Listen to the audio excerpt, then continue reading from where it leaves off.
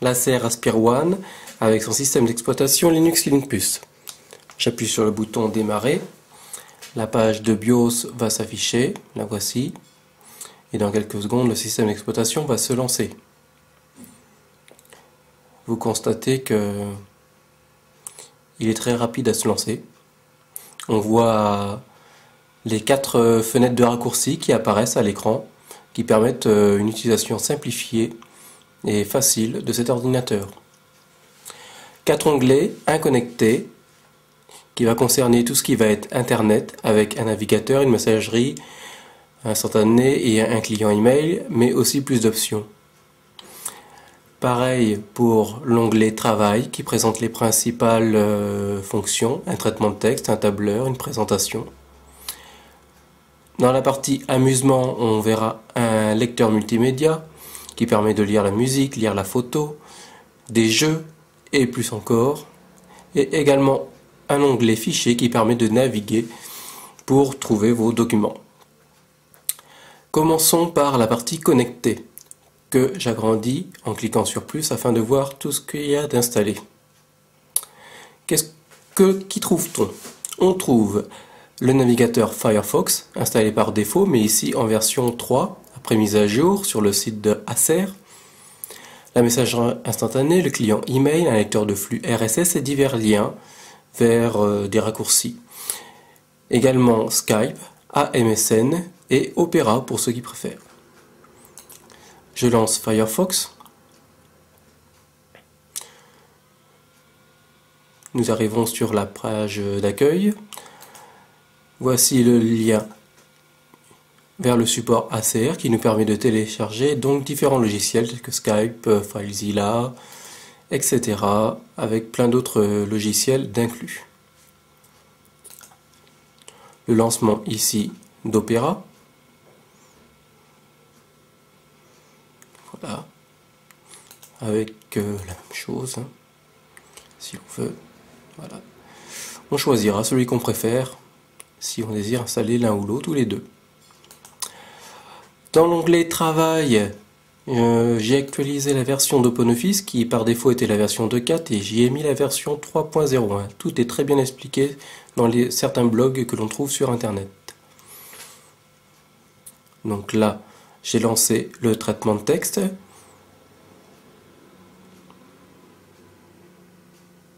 Donc OpenOffice est pour ainsi dire quasiment compatible entièrement avec Microsoft Office.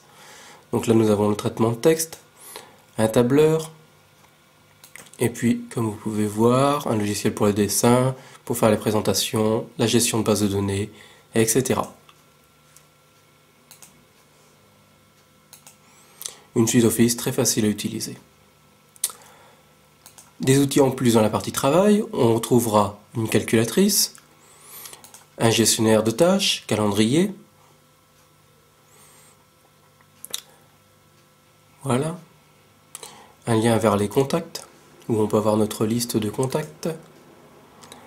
Une calculatrice. Un gestionnaire de notes. Ici, un gestionnaire de compte financier qui permet de faire sa gestion individuelle, de télécharger son compte sur Internet, compatible avec Money. Dans la partie amusement, on trouve le lecteur multimédia.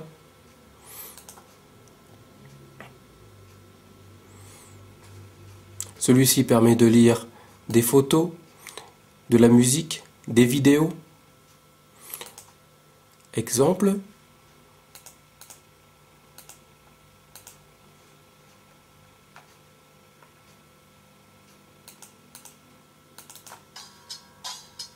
Voilà. Le dernier fichier ici, qui va vous donner une petite idée, un petit aperçu de la qualité sonore. Celle-ci n'est pas formidable, mais on comprend bien, on entend bien. Forcément, pour un ordinateur de cette taille, on ne peut pas espérer non plus. Donc, pareil, toujours le même lecteur pour visionner les photos. À noter que si on lance le mode diaporama et qu'on a sélectionné dans le défaut un paramètre du répertoire avec nos musiques. Le diaporama défile avec notre musique en fond. Pas mal.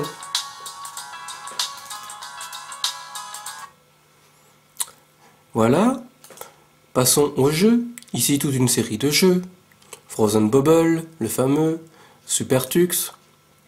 Je lance rapidement.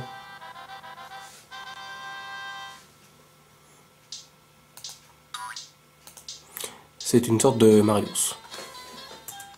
Pour ceux qui ne connaissent pas. Voilà. Voilà.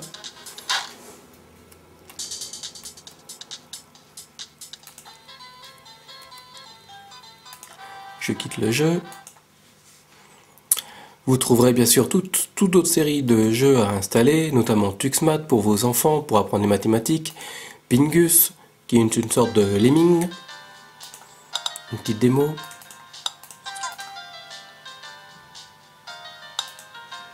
Bon, j'avoue que je suis pas spécialiste.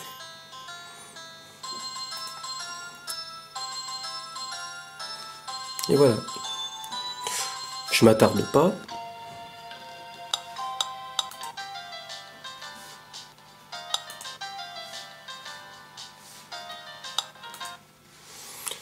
Voilà. Vous trouvez aussi le lecteur multimédia VLC, la webcam.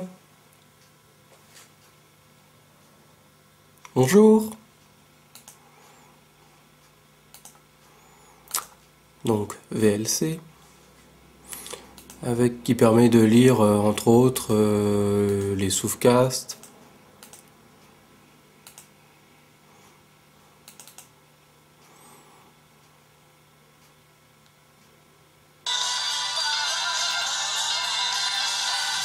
Voilà. Qui vous permettra aussi de lire tous vos fichiers vidéo, étant donné qu'il est possible d'installer bien sûr tous les plugins. Un très bon jeu pour vos enfants. TuxPaint qui va leur permettre de développer leur créativité en ajoutant de l'herbe, des animaux. Regardez. On peut avoir le son des animaux, leur chant, leur nom, etc. Alors un petit coup de gomme. Hop. Voilà. On va gommer le tout. On va refaire quelques petits animaux pour vous faire voir. Voilà. Et puis on va rajouter un petit peu d'herbe. Et voilà. Voilà pour la démo.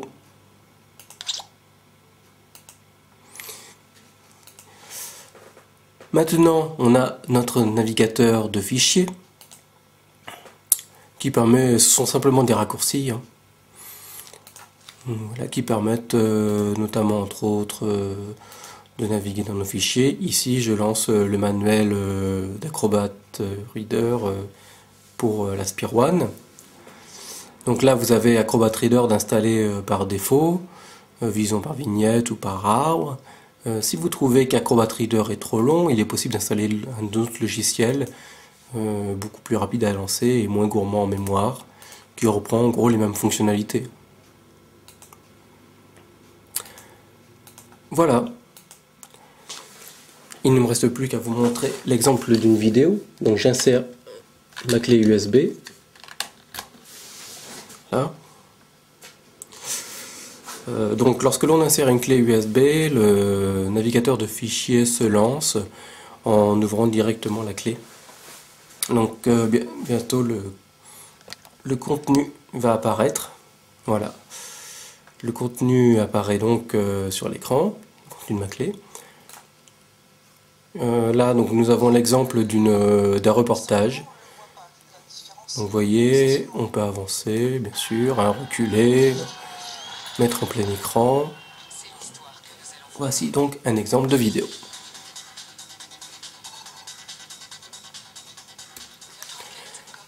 Voilà. J'espère que cette démo vous aura plu et je vous dis à bientôt. Au revoir.